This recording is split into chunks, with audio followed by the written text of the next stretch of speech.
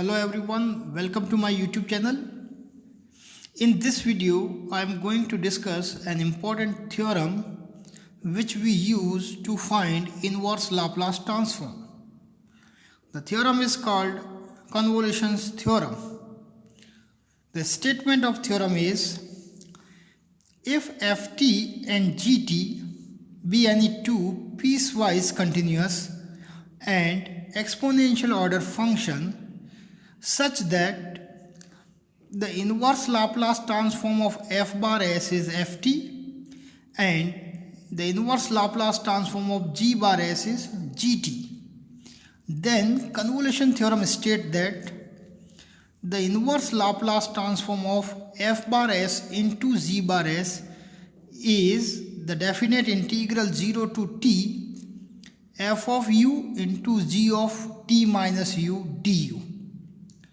So if we know the inverse Laplace transform of f bar s, which is ft, and inverse Laplace transform of g bar s is gt, then the inverse Laplace transform of the product of f bar and g bar s is given by the definite integral 0 to t f of u g of t minus u du. This integral gives the inverse Laplace transform of product of f bar s and g bar s. So this is the statement of convolution theorem. Now we are going to prove this result. To prove this theorem, I am not going to establish that inverse Laplace transform of f bar s into g bar s is this definite integral. Instead of that, I will prove the Laplace transform of this integral is f bar s into g bar s. So, if the Laplace transform of this integral is f bar s into g bar s, then inverse Laplace transform of f bar s into g bar s is this definite integral. So, this is our approach to prove this theorem. So, we are given inverse Laplace transform of f bar s is ft and inverse Laplace transform of g bar s is gt. Now, as discussed earlier, we find the Laplace transform of this definite integral. So, by definition of Laplace transform, we know that Laplace transform of function ft is defined as 0 to infinite e raised to minus st into ft dt. So using the fundamental definition of Laplace transform, the Laplace transform of integral 0 to t f of u g of t minus u du is 0 to infinite e raised to minus st into 0 to t f of u g of t minus u du dt. So here first we integrate this expression with respect to u, and then we integrate the whole result with respect to t. So this is a double integral. We write 0 to infinite 0 to t e raised to minus st f of u into g of t minus u du dt. Here 0 to infinite is the limit of t and 0 to t is the limit of u. Here we want to change the order of integration. We are going to change the order of integration. First we want to integrate this double integral with respect to t and then with respect to u for the simplicity of integration. So to change the order of integration, the process of integration, changing of order of integration, I discuss in brief here. Suppose this is t axis and this is u axis and this is u equal to t line. Now the limit of t is from 0 to infinite. So this whole area is area of integration for t.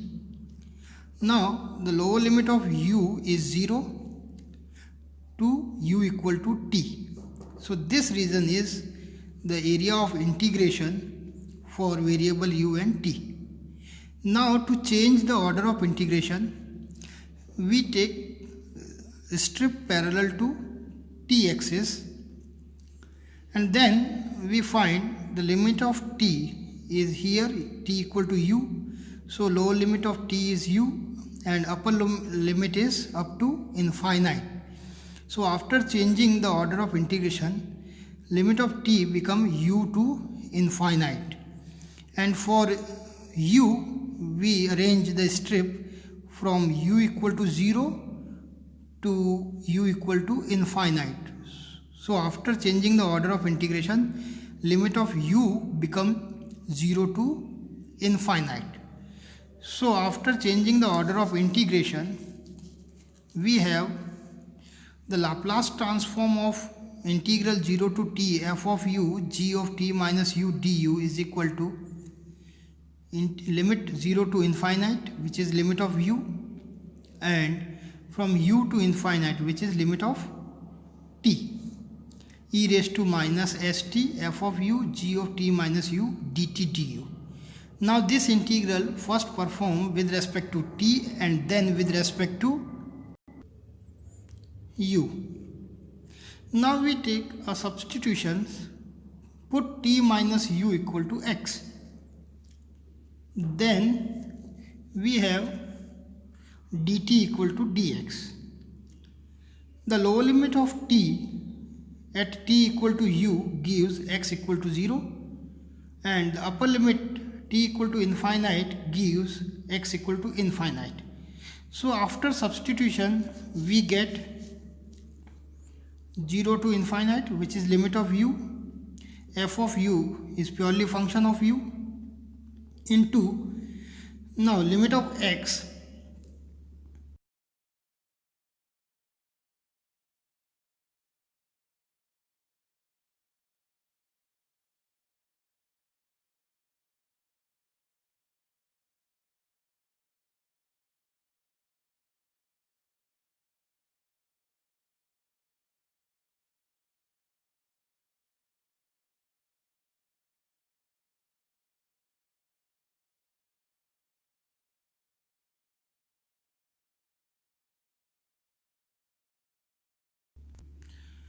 limit of x become 0 to infinite from here, e raised to minus s t equal to u plus x into g of x dt become dx du.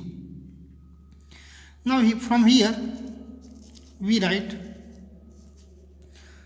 0 to infinite f of u into e raised to minus su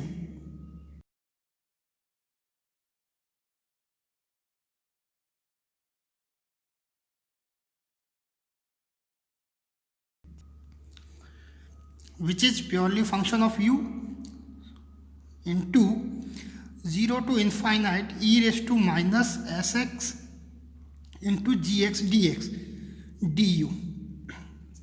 Now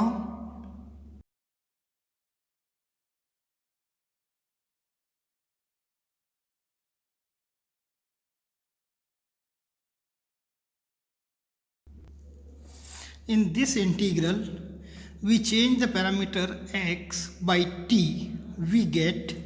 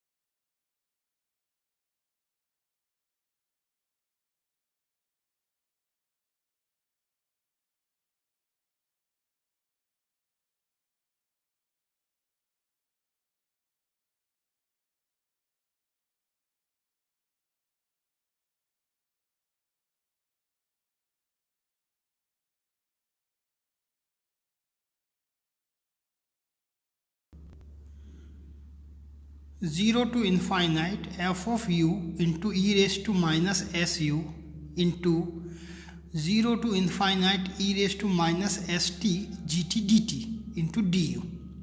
So in this integral we change the parameter x by t.